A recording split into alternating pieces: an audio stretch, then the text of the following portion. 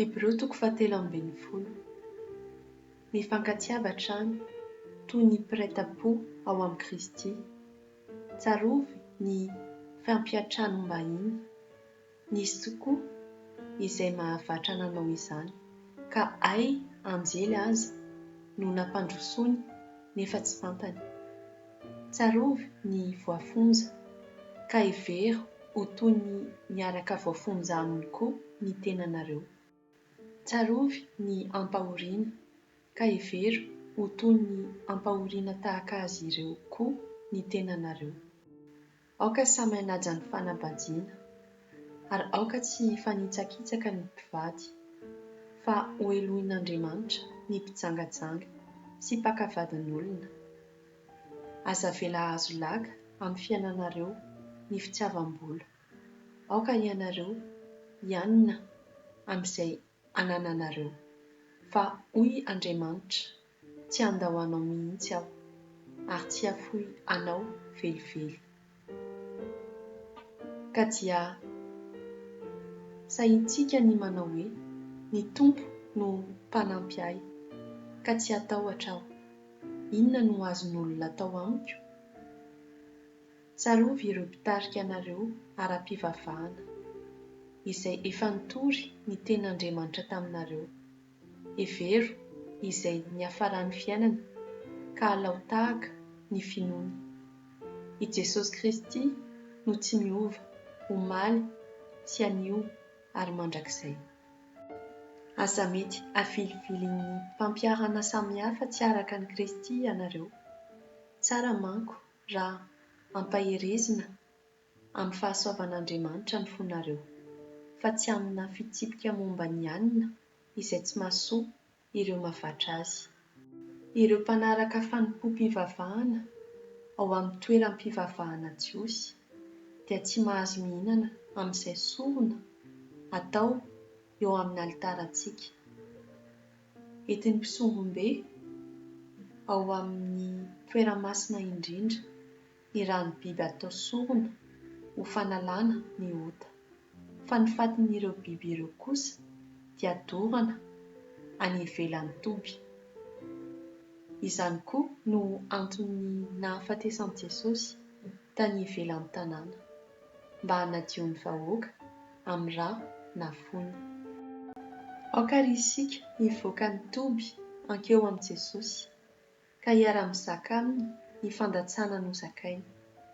Fa tsy manana tanàna maharitra eto an-tany isika, fa ilay tanàna ho avy no katsahintsika.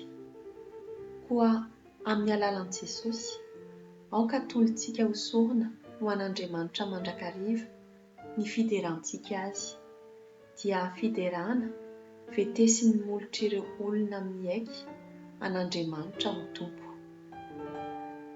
Aza adinoana ny fanaovan-tsoa sy ny fanampiana, fa sorona toy izany no sitrak'Andriamanitra.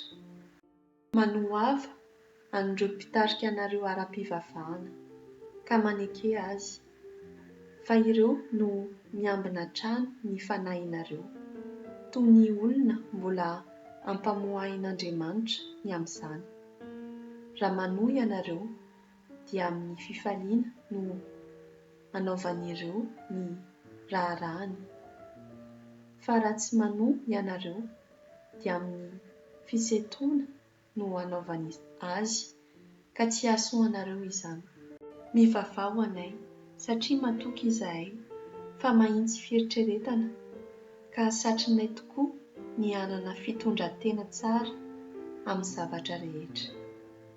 Iangaviako manokana ianareo, angataka amin'Andriamanitra mba hamerenany ahy faingampaingana aty aminareo. Andriamanitra dia efa nitondra an'i Jesosy Tompontsika hiala amin'ny fahafatesana.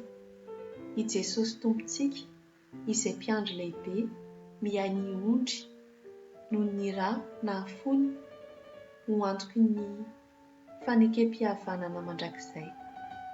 Andriamanitra loharan'ny fiadanana ny ahatonga anareo ho vonin-kanao ny asa soa rehetra mba hanatanterahanareo ny sitrapony. ka ataony ao anatitsika amin'ny alalan'i Jesosy Kristy anie izay sitrany. Ho an'i Jesosy Kristy anie ny voninahitra mandrakizay. Amen. Mangataka aminareo aho ry havana, raisy tsara izany lahateny fampahirizana izany, fa teny fohifohy ihany no andefasako azy an-tsoratra aminareo. Aoka ho fantatrareo fa efa afaka i Timoty havantsika, koa raha tahiny tonga faingapaingana izy dia hiaraka aminy hamangy anareo aho. Veloma any amin'izay rehetra mpitarika anareo ara-pivavahana sy any amin'ny havana rehetra iray finoana. Manao veloma anareo ny havana avy any Italia. Ombanareo rehetra ny fahasoavan'Andriamanitra.